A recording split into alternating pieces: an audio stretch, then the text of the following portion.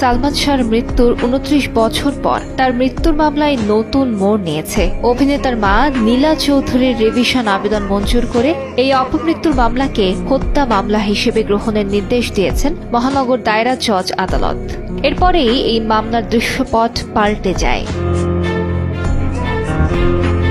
আদালতের আদেশের পর রমনা থানায় হত্যা মামলা দায়ের করেন সালমান শাহর মামা আলমগীর কুমকুম। স্ত্রী সামিরাকে প্রধান আসামি করে আরও ১০ জনের নামে মামলা দায়ের হয়। ব্যবসায়ী আজিজ মোহাম্মদ ভাই, চলচ্চিত্রের খলনায়ক ডনও সালমান হত্যা মামলার আসামি। আদালতের শুনানিতে স্ত্রী সামিরার বিষয়ে উল্লেখ করা হয়, ঘরে সিরিঞ্জ এবং স্ত্রীর ব্যাগে ক্লোরোফর্ম ওষুধ পাওয়া যায়।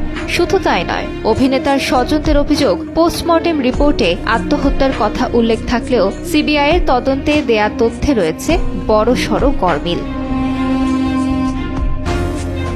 এই মামলায় অজ্ঞাতনামা সহ ১১ জনের নামে মামলা করা হয়েছে। সামিরা, আজিজ মোহাম্মদ ভাই, ডন ছাড়াও এই মামলায় অন্য আসামিরা হলেন Latifa Haque Lucy, David, Javed, Farooq, Ruby, Sattar, Saju এবং রিজভি। ১৯৯৬ সালের ৬ সেপ্টেম্বর ঢাকার ইস্কাটনের বাসা থেকে সালমান শাহর মরদেহ উদ্ধার করা হয়। এরপর শুরু হয় দীর্ঘ তদন্ত যাত্রা।